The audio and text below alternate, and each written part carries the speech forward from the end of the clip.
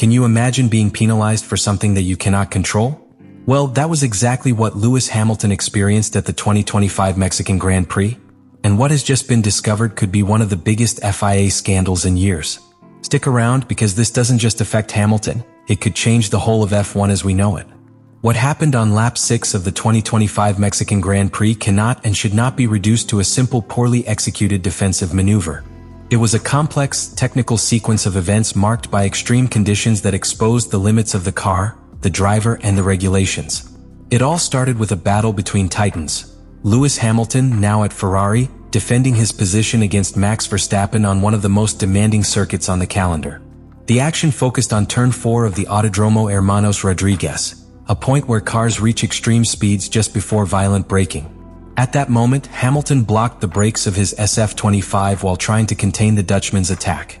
But it was not a miscalculation or human error. It was the result of a brutally adverse technical environment. We are talking about a circuit located 2,240 meters above sea level. This altitude not only affects the human body, it also radically transforms the behavior of a Formula One car. The much thinner air reduces the available downforce. In Mexico, a car can lose up to 25% downforce compared to normal conditions. That means less grip, less support when braking, less efficiency when cornering. But that's not all. The altitude also compromises the brake cooling system.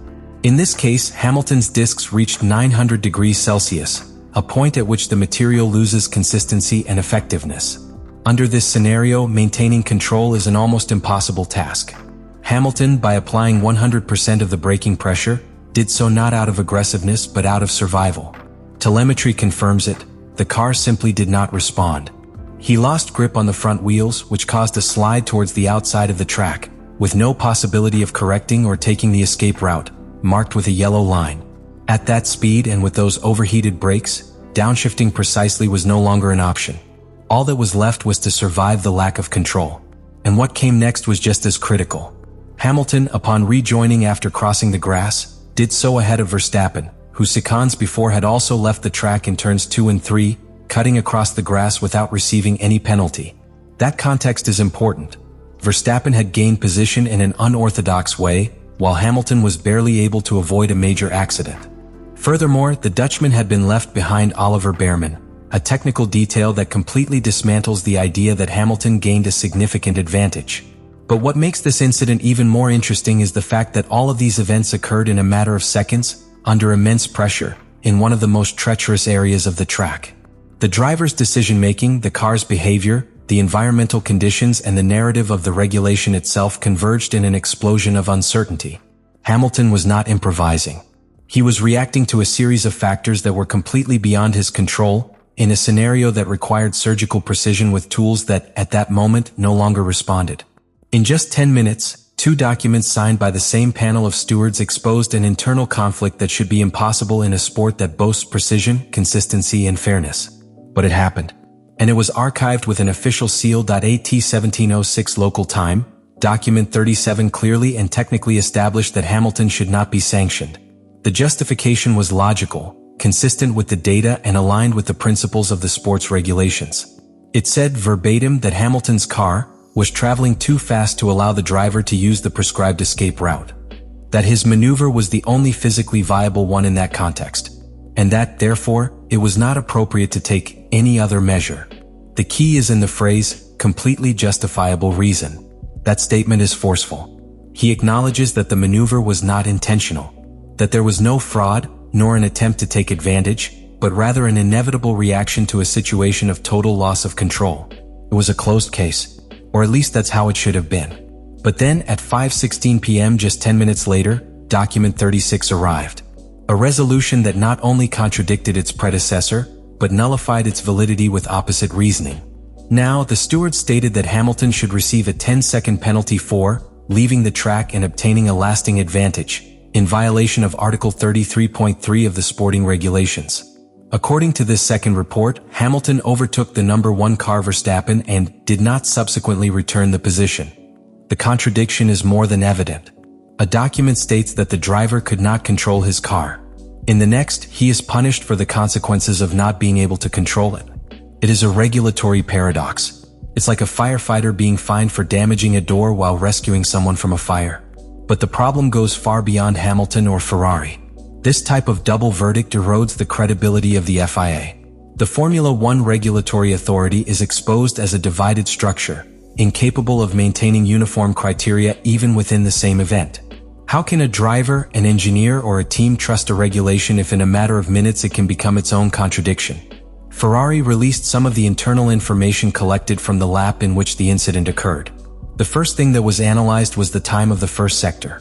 In that area, right where the brakes locked and the subsequent excursion off the track occurred, Hamilton recorded a time of 28.963 seconds. What is special about that figure? Which is practically identical to lap 38, a key reference in which the British driver rode without incident, on a clean track, without errors, without blockages. In other words, going off track did not give him any time gain. Not even fractional. And that's not all. Detailed analysis of its post-rejoining performance, specifically in turns 5 and 6, shows a progressive loss of traction and grip. The minimum speed at the apex of both curves was lower than the average recorded in clean laps. This suggests that, rather than regaining the advantage, Hamilton paid an immediate price in grip and pace by returning to a non-optimal, probably dirty and unbalanced line. In other words, he lost rhythm, he lost control, and he gained nothing. Now let's talk about the technical conditions of the brakes. Thermal analysis of the discs revealed temperatures above 900 degrees Celsius, when the ideal range is between 750 and 850 degrees.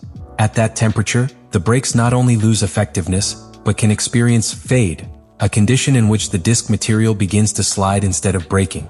In this context, the car's maneuverability is reduced to a minimum.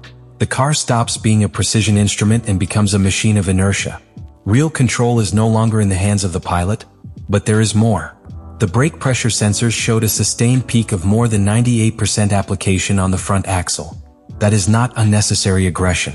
It is a reflection of an immediate human reaction to a loss of adherence. It is the desperate attempt to stop the car at a point of no return. It is a biomechanical reflex, not a deliberate strategy. No driver with World Cup experience and in the middle of a direct battle for position would intentionally leave the track to win.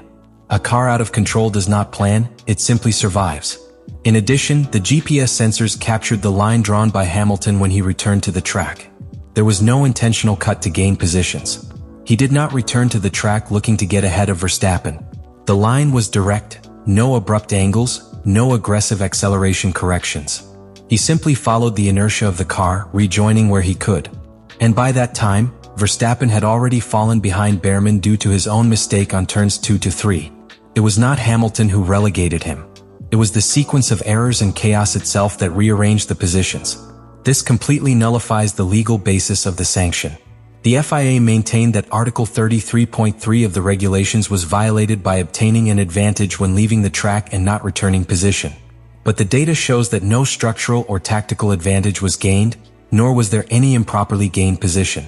Even if he appeared ahead of Verstappen by seconds, it was in the context of a rearrangement caused by multiple errors, not by a premeditated maneuver. And here's the most alarming thing. This data was available to the commissioners. Telemetry systems are monitored in real time. Ferrari shared them. So why were they ignored? Why was a rigid regulatory interpretation chosen, when the data called for a contextualized and objective reading? The telemetry, the GPS, the brake sensors, the temperatures, the sector times, everything pointed in one direction. Hamilton did not win anything. He didn't deserve a penalty, and the FIA knew it. What happened with Lewis Hamilton in Mexico is not simply an anecdote. It's a reflection. A mirror where many of the tensions, contradictions, and fragilities that cross Formula One today are projected. This penalty was not just a sporting sanction.